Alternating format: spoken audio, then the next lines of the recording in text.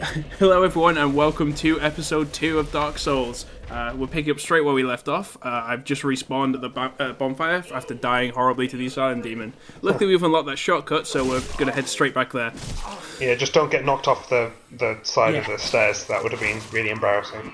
But feel free to knock him off, yeah, okay. Yeah, exactly. That voice is of course DismalAbyss. He is joining me once more. Hello everyone. The falling animation on that zombie there was a little bit clunky looking. Like it wasn't we fell off, it was he snapped into a falling animation. Yeah, sometimes it's a bit weird. That's the Havoc's physics engine for you, man. Yeah. That's what gives us the lovely corpse dragging. Yes. Wow. Yeah, these things are like interesting. Like when I was fighting these now, I thought these were like not difficult, but it's like these enemies like could kill me if I'm not paying attention. And then sort of like you don't see these guys for a while, and you're fighting enemies that are a bit harder. And then suddenly you come back to these guys, and they catch you completely off guard because you're just like, oh, this will be easy. Yeah. Anyway, straight back into the Asylum Demon. Let's go for the lunging attack again. Does a lot of damage. Yeah, and I think is the idea that you run round and avoid it. Yeah, you'll see. Okay, so basically what happened there is when you die, you drop all your souls and your humanity on the floor. And basically you have to go and retrieve that stuff. If you die before you retrieve it, you lose it.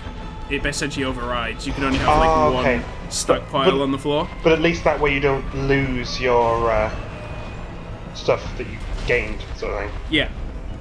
You just got to retrieve it. As well, to stop it like getting into awkward situations that are impossible for you to get at, the drop that isn't like where you died, it's usually a couple of seconds before you died.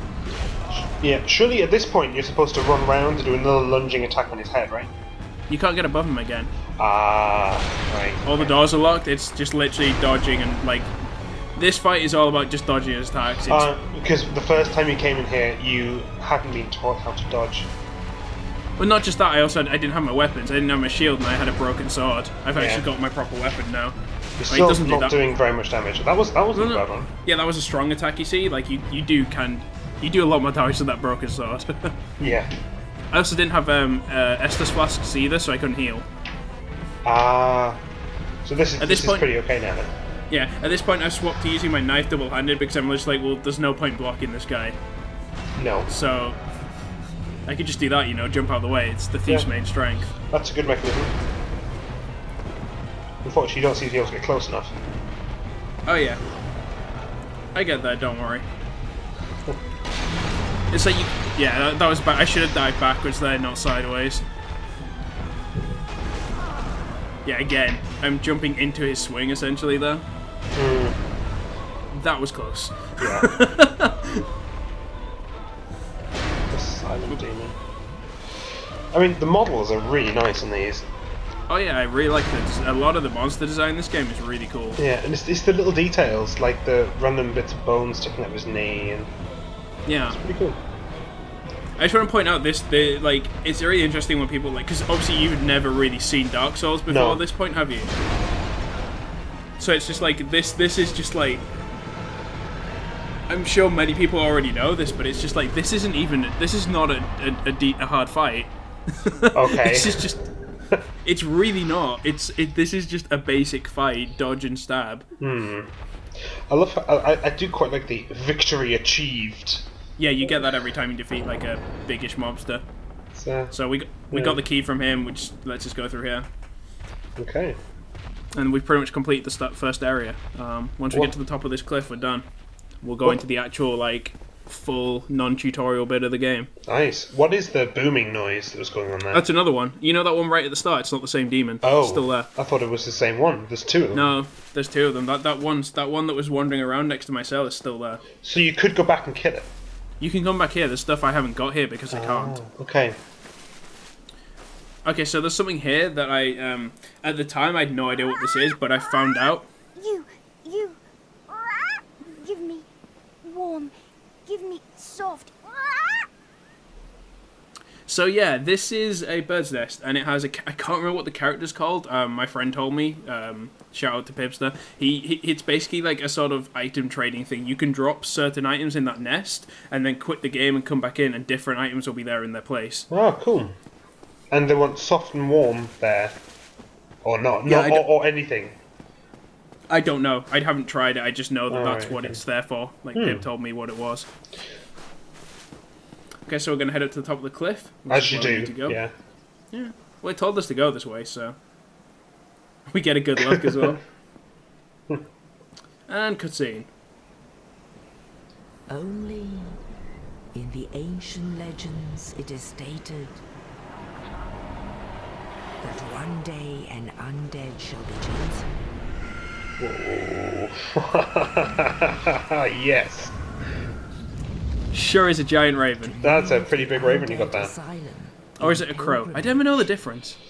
They're different birds. Yeah, I know, but they look so similar. Yeah, they do. By difference, I meant like I couldn't tell the difference by looking at them. Okay. So yeah, we're in Lordaeron now. This is the name of the area. Specifically, we're about to meet a guy who basically gives us our first objective of the game. Oh. And to be honest, well, it's not really a spoiler, but basically the idea, our goal right now is we have to find the 2 bells of awakening. And Okay. ring them both. The bells of awakening. Awakening. Ah, okay. Yeah. We also learn, it tells us how to level up. What's Kindle? Right, so I didn't know this at this point. This is something you won't see me Kindle for a couple of episodes because I now know what it is, but like obviously I record in quite big chunks. So kindling, you can use humanity, which I have 2 of currently. You can use a point of humanity to de-hollow yourself, because currently I'm still undead, which is why if you occasionally when you see my face, it's all like red and Yeah. rotten and stuff. It's because I'm undead. You can use a point of humanity to humanize yourself, which gives certain benefits, such as being able to summon in other players into your world, but at the same time you can also be invaded by enemy players and stuff like that. It's a very interesting system. But also, when you're human, you can kindle a bonfire, which boosts the amount of Ester flasks that bonfire will give you. What are you doing at the moment? Like, what's going on? Sorry, yeah. So this is the leveling up system. It's literally, you just put points into these stats, and it costs us, putting a point in levels you up once, and that costs a flat number of souls. And the cost of one level gets higher and higher as you level up. It's a very simple level up system. Put a point in, that's cost a certain flat amount of souls, and that's one level. So the minute I'm just playing around, I think I end up going with vitality and dexterity. I know one more, so 1 in endurance. So I don't know if I actually look at the stats in detail at this point, but to sum up, vitality is health. Attunement is has to do with magic. It gives you magic spell slots. Endurance is your stamina and how much you can carry before you start slowing down and stuff like that. Strength is, strength, makes you do damage, gives you the strength to wield weapons. Dexterity gives you access to, here, I'm going to go through them, I think. Yeah. Dexterity, I think, gives you access to more advanced weapons. There's certain weapons that need, like, a dexterity bonus. Okay. And resistance is obviously resistances to various things like fire, poison, all that stuff. I don't know what faith does, and finally, what was the other one? Oh, intelligence. That has to do with magic as well. Well, Nice. what do we have here? So yeah, this guy's going to tell us what to do. A new arrival. Let me He has an guess, interesting voice. Of the undead, right? Well, not the first. But there's no. I really like the voice acting in this game. It's really weird. Yeah. Not in the Undead Asylum. But yeah, there's one thing I've missed here that I completely didn't realize it was here until now. So just like literally right behind me and slightly to the left is a set of stairs that take you down to a cage which has a witch in it, and she can upgrade your Ester flasks. Ah, okay. That would definitely be worth doing. You need to find things called, I think they're called Firekeeper souls, and there's 3 of them in this area. Okay. And by area I mean like the big area, not this tiny area. Yeah. So yeah, he's told us what we need to do, so we're gonna head over to do it. Ooh, what's that? The white glow shows that the corpse has something on it to loot. Right. So I'm gonna loot this guy, pillage corpse, and I get a humanity. Wonderful. So that kind of humanity, you notice the number in the top corner didn't go up.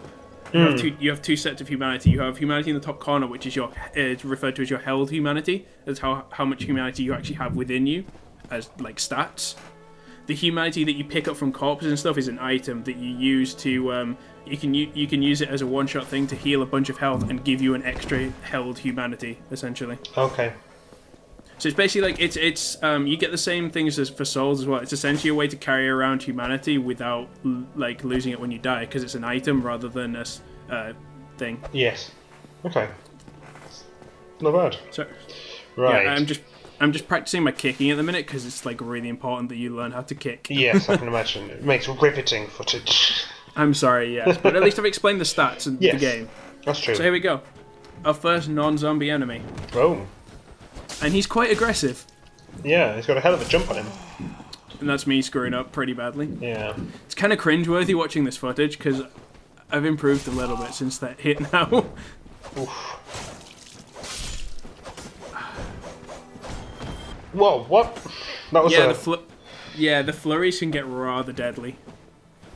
Like if you like bollocks up the block on one of those, you can lose a lot of health I very can fast. imagine, yeah. What was the fireball from? So there's a guy on top of the cliff throwing down fire bombs. Like that guy right up at the top. Okay. You can see him throw one. Oh yeah. I completely failed on the last one. Yeah, these guys are really annoying. At the minute, I'm moving forward to try and aggro the shield guy so I can pull him back out of range of the fire guy. Nice. So these sort of armored skeletons with these triangle shield are the sort of general tough guy enemies we're going to be facing for the next section or so. They're the guys that really suck to fight. And they heal. Yes, yeah, they have Estus flasks. Nice dodge. Thank you. I got him down. And I get a longsword. Sweet. Which, I don't know if I do switch to it eventually because longsword is just so goddamn useful. Partly because of damage, but also because its strong attack animation is a stab, it's a thrust. Which is incredibly useful in small corridors. Yes. Well, that just seems like a silly thing to do for him to throw that when you're so close. Yeah, I tried to block it. I wanted to see if I could block firebombs. The answer is no. Why would you be able to block it? Oh, you can with certain shields. If the shield has high enough fire resistance, you can block it, yeah. That's ridiculous. Well, no, it makes sense, because you hit it lands on your shield, and your shield absorbs the fire. Yeah, I guess. Like if the shield has high fire resistance. I see that you didn't let him keep the high ground there. Yeah.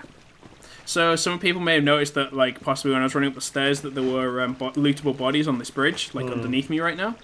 Yeah. I don't know if you noticed or not. I noticed, yeah. Yeah, these are things I didn't know how to get to at the time, but at some point I think in maybe the next 3 or 4 episodes, I'll be doing a loop back to get everything I've missed, because I know for a fact that once you ring the first bell, the area gets more hostile. So I'm gonna loop back and make sure I get everything before I ring the bell. Huh. Yeah. So here we go. I've got the. That's why I don't switch to the longsword straight away. I don't currently have enough strength to equip it one-handed. I don't have a high enough strength to wield the longsword one-handed. But but you could still wield it. I could, but it'd have to be two-handed. And also, again, I've forgotten to close the menu. What on So earth? here we're going to see how poison works. Yeah, every time you get hit with attacks that can poison you, that bar fills up. If it hits the maximum, like it just did, you are poisoned. And your Esther Flask does not do anything for it. No, basically what happens is until that yellow bar drains, I'm going to be taking damage constantly. Oh, that's... Poison's pretty nasty. Yeah. So we got a solo of Lost Undead. That's what I was talking about. What are those? So yeah, that's what I was talking about. You know how I said like you can get humanities that are like ways to store humanity without actually having it within you. Soul of a Lost Undead is something that gives you a whole bunch of souls. Like if you look in the bottom right hand corner, that's my current soul amount. Right. Okay. 562. If I use a Soul of the Lost Undead, I get an extra. I think it's like 200.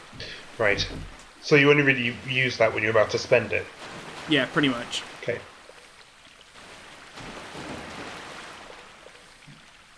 Okay, so I think that's a shortcut. You have to get around the other side. Yeah, I think it's a shortcut you unlock. Okay.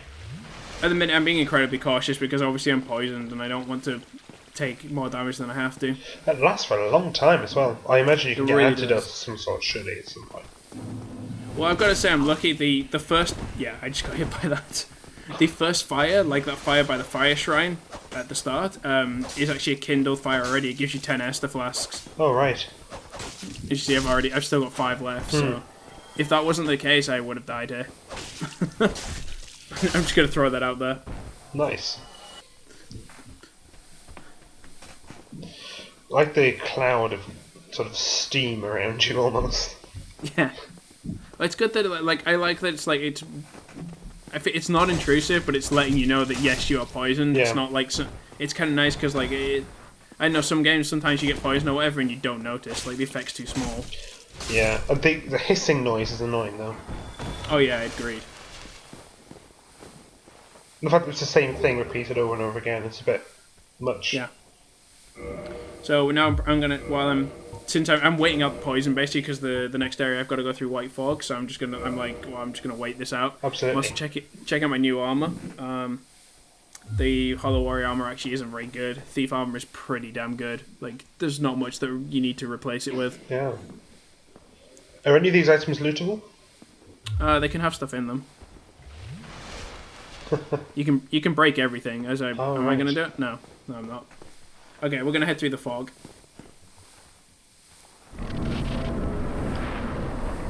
Let's see what awaits us on the other side.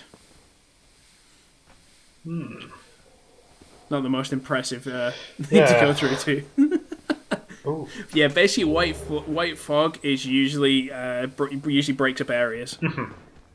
Sometimes it doesn't. It quite often can mean a boss, but not always. Right, so it's just basically it's kind of in lieu of a loading screen. Yeah. Also, yeah. For example, I know for a fact white fog also acts as a barrier. If you get invaded, invaders can't pass through white fog. Okay, good to know. At least I believe that's the case. Something like that. So we're gonna head up here. It's the only way we can go. Beware of dragon. Yeah. Yeah. Hey, I thought all the dragons were dead. Yeah, that would indeed be the loss. So obviously something's up. I'm just looking around, just getting stuck on my bearings. So yeah, this is the Undead Burg. I don't know if I mentioned the name of this area yet. This is the Undead Burg. This is honestly this sort of strip of battlements that we're going to be fighting our way down is something you'll see a lot in the other game of Dark Souls. It's a very common path. Okay, so it's just to get between a few places, is it? Kind of, yeah. You'll see what I mean. This is one of those areas that you by after you've played Dark Souls, you'll have this area down by the back of your hand. Like, you'll know everything. Okay. Bloody snipers. Yeah, I know. It's really awkward. Like, ooh, that was close. Unless you have really good weapons and know exactly where all the stuff is, it's like really awkward approaching it from this angle because of that guy. Can you get a bow at any point? You can. So I just want to point right. So you can get random drops off mobs, and I want to say that I have a couple of characters in Dark Souls now. I have this thief, which is the guy I'm showing us the playthrough. Like our playthrough will always be this thief. I'm not going to do anything else on it. He will purely be us, basically. But I have another one that I'm playing just for myself, who is a wanderer. And I'll put it this way: I'm not up to the point my thief is, and I've already had 5 crossbows drop. Thief hasn't found one yet, not a single one. That's crazy. So it's just luck of the draw, really. Yeah, humanity gives you a better chance of drops as well. And before you ask, no, my thief doesn't. My wanderer doesn't have a higher humanity. It's about the same. Is that a better shield? I think it is, but I can't remember. Chunk. Yeah. Well, you get out of that guy pretty easily. Oh yeah. So here we go. We get to the bonfire. This bonfire is so damn important. Like, you use this bonfire so much. It's one of the ones I would, especially at this point in the game, I would recommend kindling it. But unfortunately, like, obviously this is past footage and I didn't know how kindling worked and stuff like that. So we'll just end the episode there. We've got to the bonfire, we've made some progress, and not bad. We'll catch you guys. Yeah, we'll catch you guys in episode 3 when we're going to tackle on the rest of the Undead Burg. See you later. Okay, see ya.